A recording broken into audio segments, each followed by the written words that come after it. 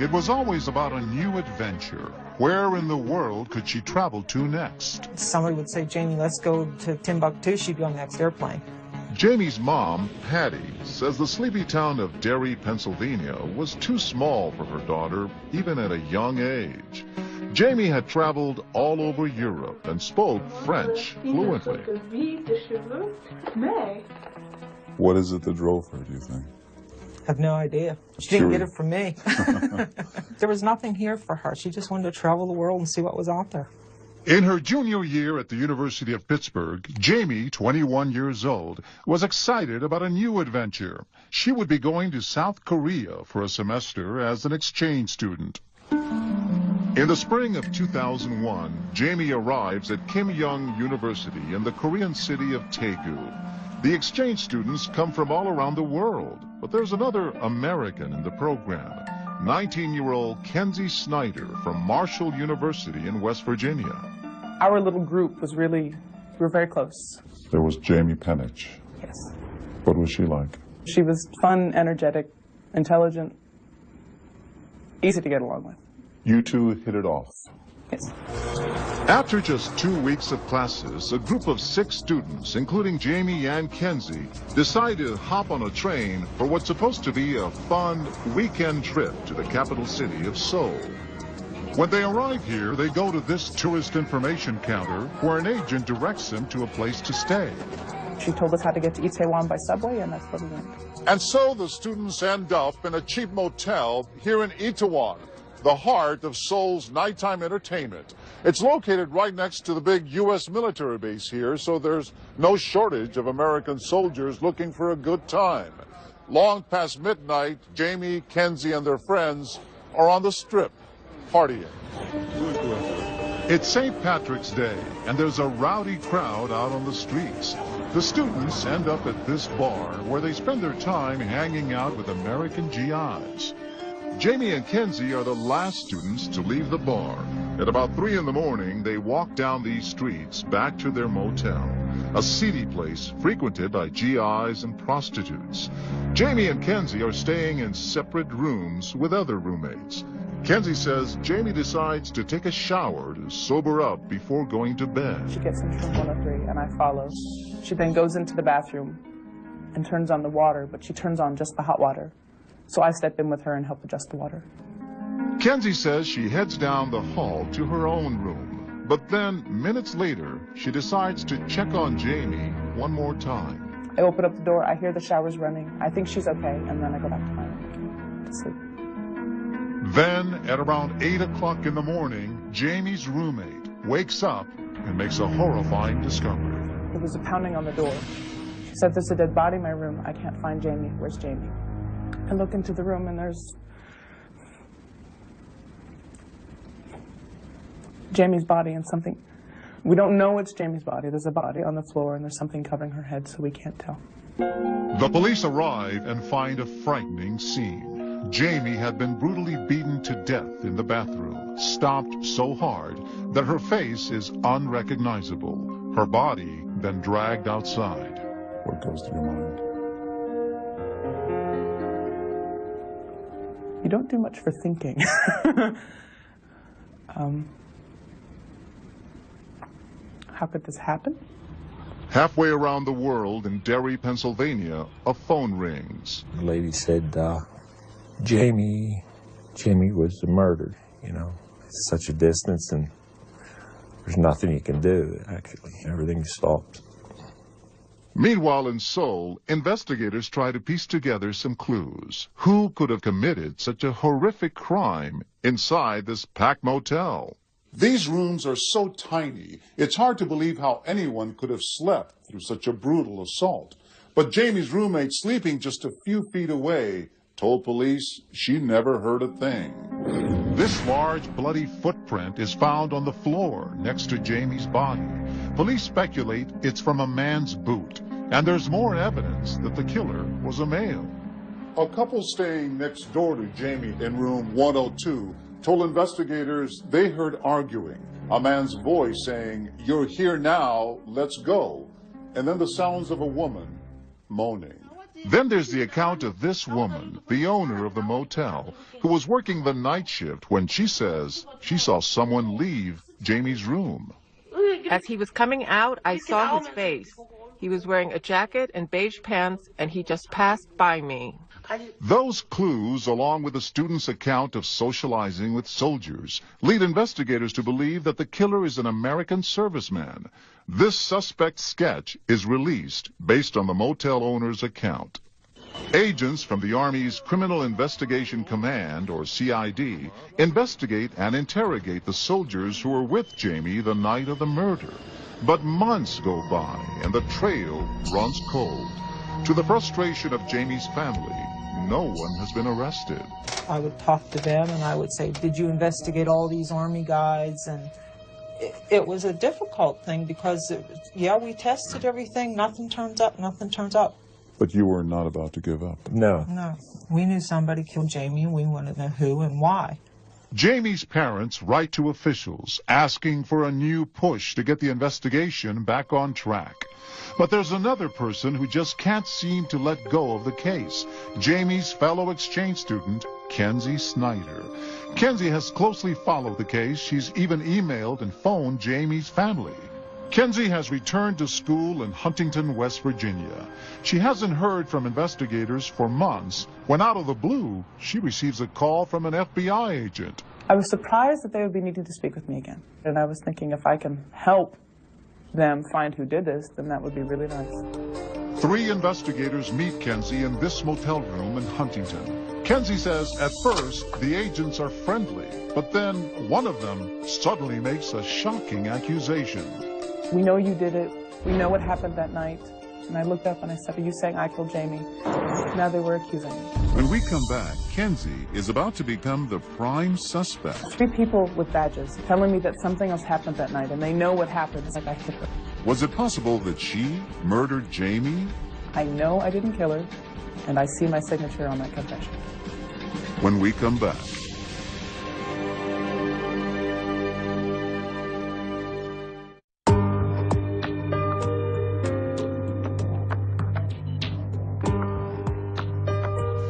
It had been a year since the brutal murder of Jamie Penich in Seoul, South Korea, and there was still no arrest. Then American investigators met with Kenzie Snyder and began to question what her role in the crime had really been. Was Kenzie the grief-stricken friend who wanted to help solve the crime, or was she the criminal? February 2002. The last person known to have seen Jamie Penich alive, fellow exchange student Kenzie Snyder, finds herself in a motel room in Huntington, West Virginia. She's facing 2 FBI agents and a CID officer from the U.S. Army's Criminal Investigations Command who'd been involved in the case in Korea. The CID mentioned how much this had affected his life, too, and he wanted to find out who had done this, so they were really needing my help, is what he said. Kenzie says the agents want to clear up some inconsistencies in her original statement to investigators in Korea. On the second day of questioning, Kenzie says agents start by showing her video and photos of the crime scene. But then, Kenzie says, the lead FBI agent turns on her, and suddenly she's no longer a witness. She's the prime suspect. And then he said, we know you did it, we know what happened that night. And I looked up and I said, are you saying I killed Jamie? And I'm just shocked. Their attitude had changed Yes. dramatically. Yes. Now they were accusing you. Now they were accusing me. Kenzie says the agents discourage her from contacting an attorney. To prove her innocence, she says, she agrees to answer more questions. Kenzie says one of the FBI agents seems intent on proving she and Jamie had a lesbian encounter. He asked me, well, who kissed who first? I was like, well, we didn't kiss. But I'm thinking, they said that they have evidence. There must be some reason he's asking this. I'm making it, well, I know that I wouldn't kiss her, so, well, maybe she kissed me first. Were you sexually attracted to Jamie at all? No. No. Why were you agreeing to this if it didn't happen? Because I was saying no, it didn't happen. Well, then they're telling me I'm lying. And I have 3 people with badges telling me that something else happened that night, and they know what happened. They're just getting me to understand what happened. I'm believing them. As incredible as it sounds, Kenzie says she actually found herself trying to help investigators. Isolated and confused, she says she became convinced that the agents knew more about what happened than she did. So she began creating images in her head using information she already knew about the case to follow the FBI agent's lead. He's like, well, when did you get angry? I was like, I don't remember getting angry. He's like, there must have been a trigger. There had to have been a trigger that set you off. We need to find that trigger. Sitting in an easy chair, Kenzie says, with her eyes closed and almost in a trance, she sees pictures of herself in that motel bathroom with Jamie trying to unbutton her pants. So he's like, what did you do? I was like, I hit her. Don't know how we got onto stomping, but we'd had me stomping and then me leaving the room. And you admitting that you stumped her? Yes, yes. And I said something like, I lift my foot. I lift my foot and I bring it down in her face. Kenzie has just admitted to the agents that she killed Jamie. Not only that, she signs this written confession. They had gotten me to think that I had killed Jamie. It's hard to believe. It's hard to swallow that anybody would admit to something if they didn't do it. I know I didn't kill her, and I see my signature on that confession. I was sobbing in the chair the entire time this is happening because I'm seeing these pictures of me killing Jamie. Those aren't easy pictures to see. Kenzie is released and goes home. 22 days later, she repeats her account to another FBI agent and again signs a written statement. Kenzie is arrested. At first, it was hard to believe, but after we put 2 and 2 together with her pride and never letting it go, always calling, somebody in the family. But Brian and Patty Penich refused to believe that their daughter was sexually attracted to Kenzie. I believe it was a fantasy on Kenzie's part, and she didn't get what she wished for, so she killed Jamie, so Jamie wouldn't speak up. Jamie would have had no way of defending herself against the size of Kenzie compared to her. In October of 2002, there's a hearing at this federal courthouse in West Virginia to determine whether or not Kenzie should be extradited to South Korea to face charges. Kenzie takes the witness stand, and yet again she repeats her story of killing Jamie. But now she says she's less certain whether or not she's really guilty. I hadn't convinced myself that I had not done it yet. But I couldn't fully accept the fact that I had either. After the 2-day hearing, the judge rules Kenzie Snyder will be going back to South Korea, this time to be tried for murder. December 2002, Kenzie arrives in South Korea, the first U.S. citizen ever extradited to stand trial here. Even at this time, she says, she wonders if those images in her memory of killing her friend Jamie are real or imagined. I'm thinking, did that really happen? Why am I having these thoughts if it didn't happen? Kenzie told us it was only when Korean police brought her back to this motel that she finally realized there's no way she could have killed Jamie. She says the reality of the crime scene did not match the images she had created in her head during her confession. The pictures I had in my head would not fit in this bathroom or in this room. And there wasn't room for us to move the way that I had said I'd moved. It erased all the doubt. What is it like being back here? It's hard to be in here and not picture her body. After that visit back to the motel with police, Kenzie recants her confession. But Police Superintendent Hwang Moon-ha, who headed the investigation, remains convinced of her guilt. She confessed to such a level that she would correct police on certain details of the crime. So no, I don't think she confessed to a crime she didn't commit.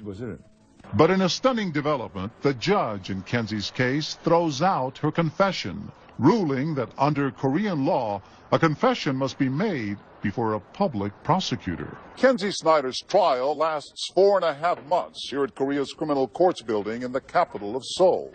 The verdict anxiously awaited not only by the accused killer, but also by the victim's family, thousands of miles away in Pennsylvania. Finally, the judge's decision. Kenzie Snyder is found not guilty. Huge wave of relief spreads over me. And I get to go home, maybe. But Kenzie isn't free to go home just yet. Prosecutors are so convinced of her guilt, they appeal the verdict, trying again to get her confession admitted as evidence. An appellate court upheld Kenzie's acquittal, saying there was evidence that someone else, not Kenzie, committed the crime. The court cited the same evidence that initially led police to suspect an American GI was the killer.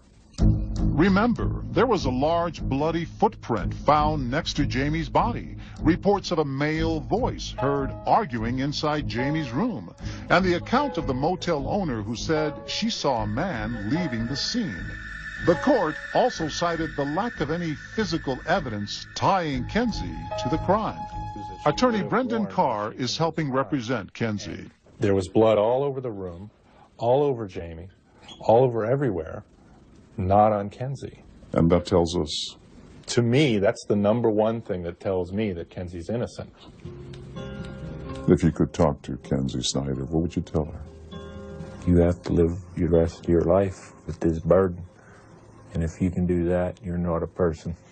What she did, it's unforgivable. And she will never be forgiven. I'm sorry for the pain that any false hope could have caused them. And I hope they find out who did it. And if they think you did? Then I hope they see truth. And the truth is? I did not kill their daughter. What really happened on that March night in a cheap motel room in Seoul? Did Kenzie Snyder brutally murder her friend, or was it someone else who remains at large? We may never know who killed Jamie Penich. I'll think about her all the time, every day, till I die. I'll be with her, looking forward to that day.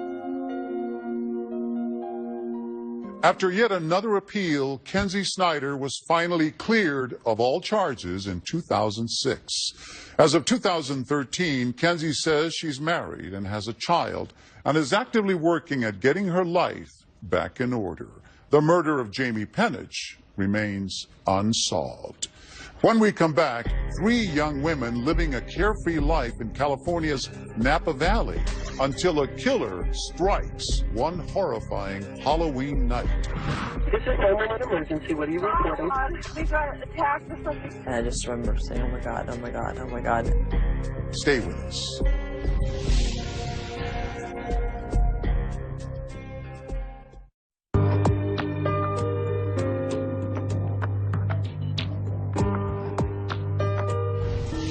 Now the story of one fateful Halloween night. A killer breaks into the house of 3 roommates in Napa Valley, but only one survives. There seems to be no motive, no reason, no way to find the killer. But as I first reported in 2005, this story has a twisted ending you won't see coming. For nearly a year, this young woman has been living in a state of terror. It's hard to go to sleep, and it's hard to be quiet when everything goes quiet and it's dark. That's when everything comes back every night. This is 911 emergency. What are you reporting? Oh my God, we got attacked on Sunset Street. Please help. Lauren fears she'll be haunted for the rest of her life. Yeah, it was upstairs. I was downstairs. I don't know what happened. Okay. Most of my roommates are hurt. Oh my God. There have been many nights where I'll wake up or try to go to sleep and it all comes through, and I have to just basically out loud say, okay, stop, don't, and push it away. Please come, hurry. Pushing away the memory of that awful night, when an intruder slipped into her home, brutally stabbed her 2 roommates to death, then vanished. I'm downstairs. There was somebody that came in and just jumped out the window. You must get to the point where you're fearful of the dark every night. I hate the dark. I hate the dark. How many people are injured?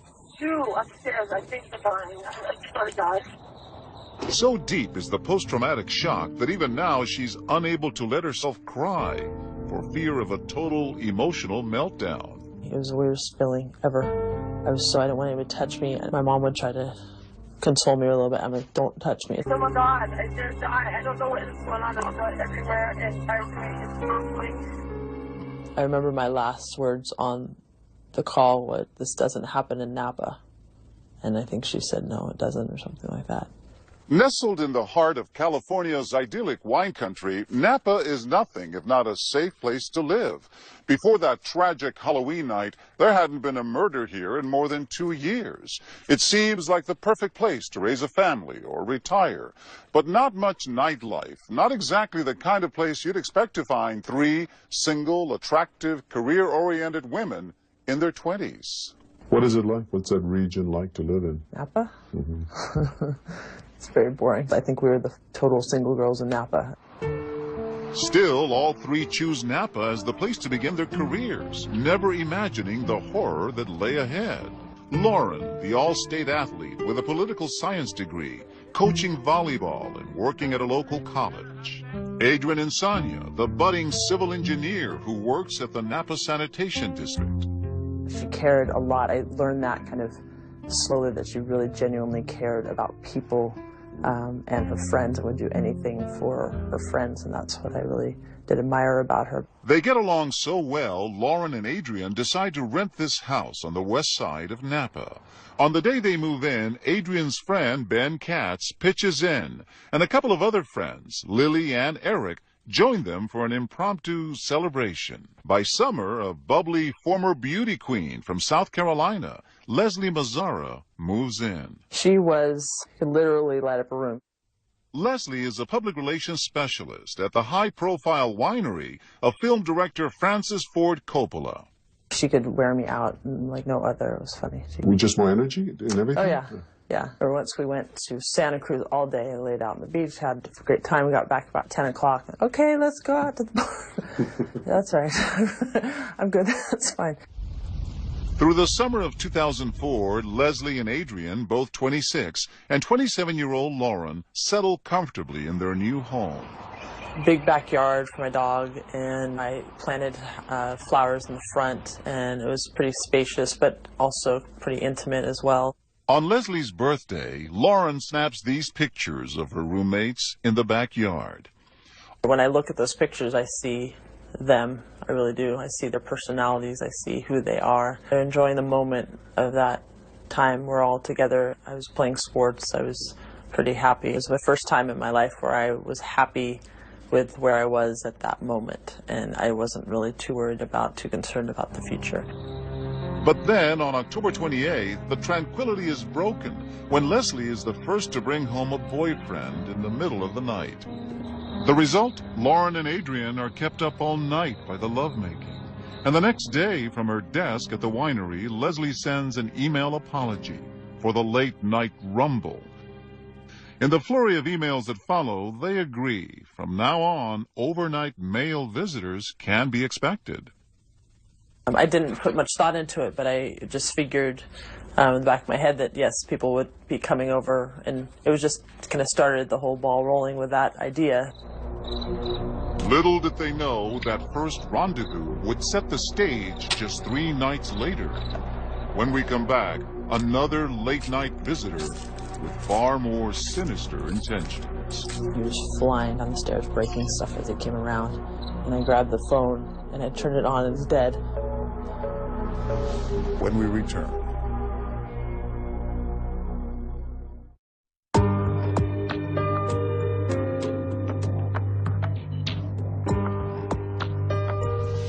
On a Halloween night in 2004, an intruder broke into the Napa Valley home of 3 young women. Now, 2 of them, Leslie and Adrian, are dead, brutally murdered. Lauren has been spared. Is there a reason, or was it luck? And why were Leslie and Adrian killed? It's been nearly a year since the murder of her 2 roommates, but Lauren can't escape it. Every single day, her mind replays the final hours of their life together. In the worst of coincidences, it's Halloween night, 10:30 p.m., and a TV show all about death, HBO's 6 Feet Under, is playing in the living room as Lauren's roommates go upstairs for the night. I finished up watching that last season on the DVD, and then I went to bed. The house is dark for about 2 hours until sometime between 1:30 and 2 a.m. when suddenly a security light trips on behind the garage. Chloe, my dog, jumped up and did her bark, and it wasn't a full bark, it was kind of a warning bark. I woke up and saw the light, and then I dismissed it as, Adrian had 2 cats and they were in and out a lot, so it was just the cats. Lauren quiets her dog and begins drifting back to sleep. But within minutes, she hears someone entering the house, going up these stairs. She immediately thinks of Leslie's boyfriend and that noisy night of passion just 3 days earlier. And I thought, oh no, not again. So much so that I didn't look at my clock. I didn't want to know how little sleep I had left. I wasn't irritated yet, but I was thinking, please don't keep me up again. Not wanting to be a spoilsport, Lauren stays in her bedroom. Chloe jumped up again, and she barked, and she went to my door. My reaction is basically to quiet her down, so Chloe, it's okay, shh, and told her to lie down again. Again, she drifts off to sleep. And then a scream. She screamed unlike anything I'd heard before. I knew it was a blood-curdling, terrified scream. It's Adrian. And then just chaos erupted upstairs and banging around, and I knew it was Adrian's scream. Adrian kept screaming, and oh my God, please help, and she was just screaming, and so I jumped up. In total darkness, Lauren opens her door and takes one step out into the hall directly beneath the stairs. But then she's overcome with fear.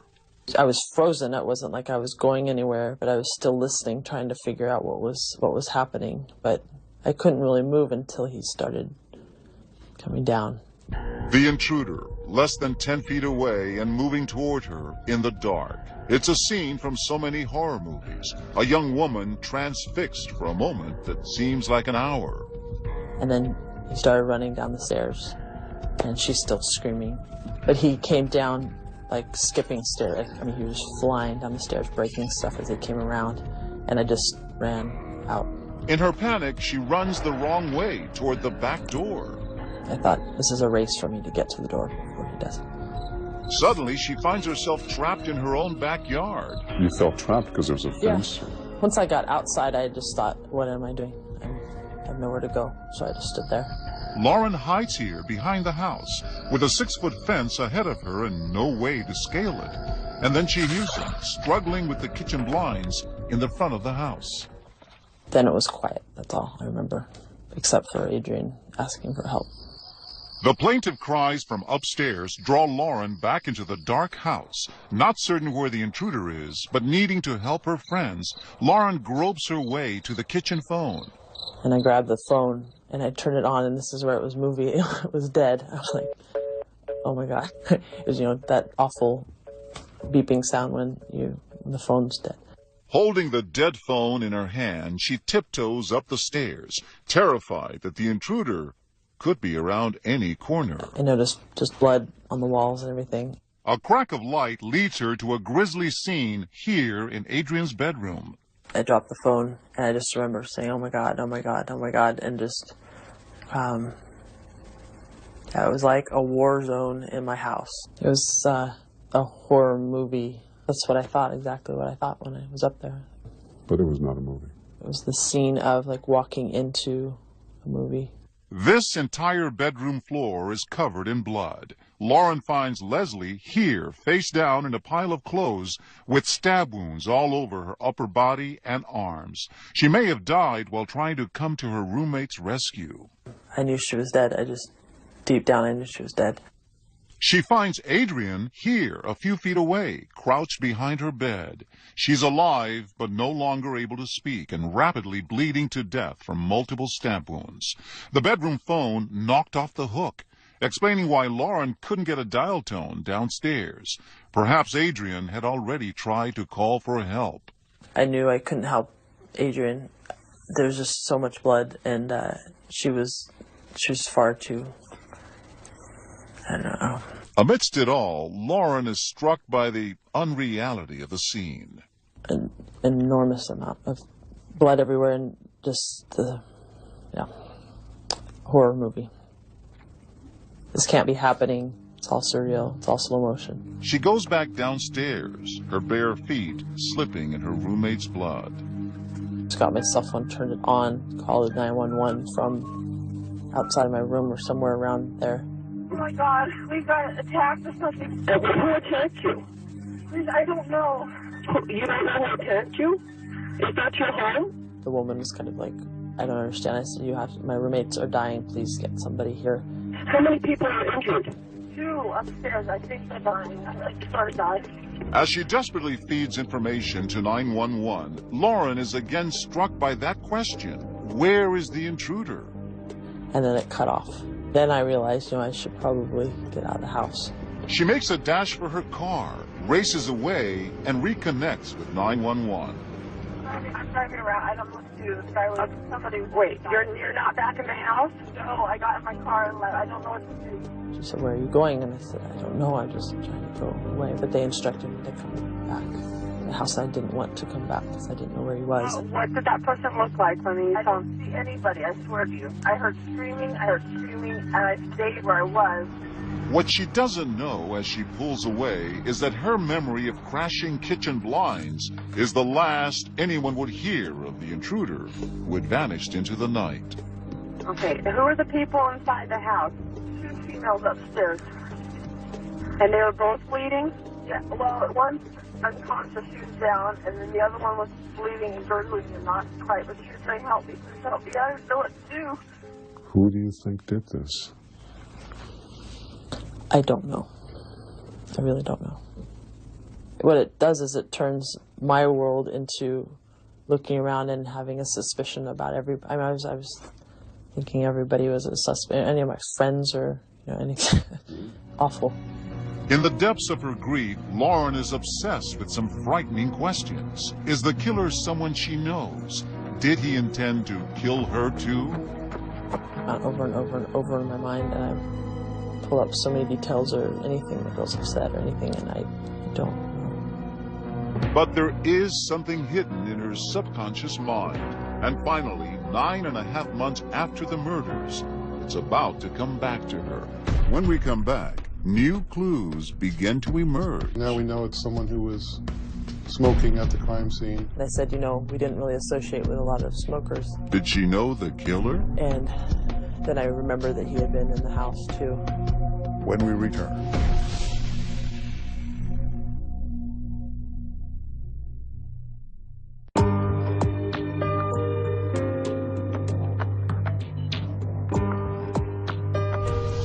Two beautiful young women murdered in the dead of night for no apparent reason. It seems to make no sense. But as investigators sift through the clues, a different story begins to emerge. Reeling from the double murder in the heart of their community, Napa police methodically scour the crime scene. They collect 266 items of potential evidence, everything from microscopic fibers to cigarette butts. We never know what's going to be important usually at the time where we're there. Over the next several months, lead detective Todd Schulman and his colleagues interview some 1,300 people connected to the victims. Meanwhile, Lauren, the lone survivor, constantly racks her memory for clues. This whole time I've been thinking about different things, and I'd offer up kind of different suggestions to them. It's like a puzzle. We pick pieces, we take things from the crime scene that we feel are going to be, that may be useful or may yield evidence. And sometimes we may not realize the significance of what we collected until much later. They find what they think is the killer's blood, a drop of it, left outside the broken kitchen window.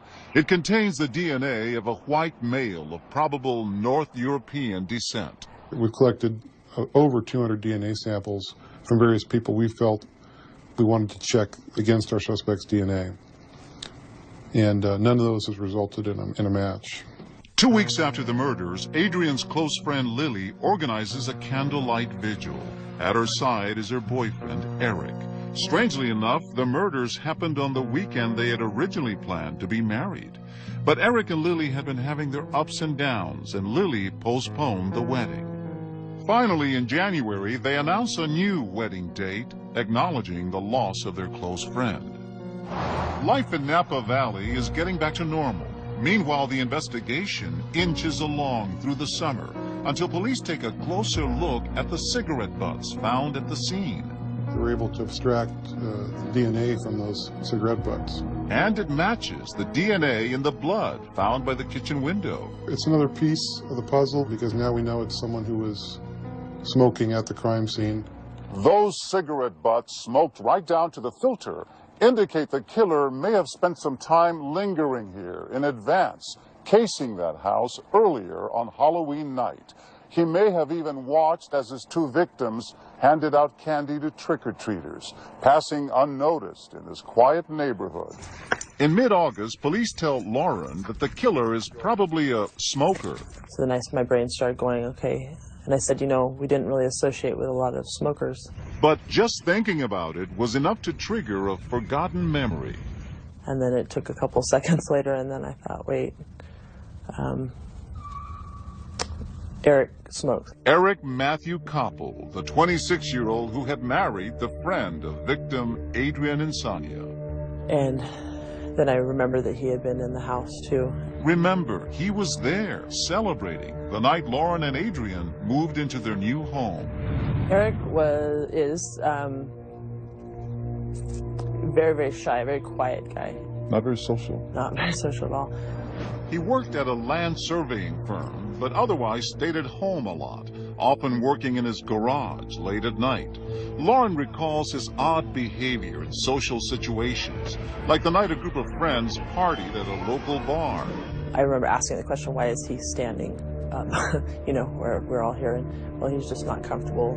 Lauren immediately tells homicide detectives about Eric Koppel being in the house and being a smoker.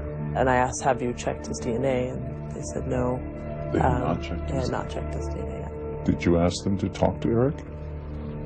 I believe they said that they would check into it. That was in August, and for weeks, Eric Koppel remains on Lauren's mind. His smoking, his odd behavior. A month had gone by since you last suggested this. Yeah. And you asked him again. Yeah. And they still hadn't talked to him. They hadn't been able to reach him.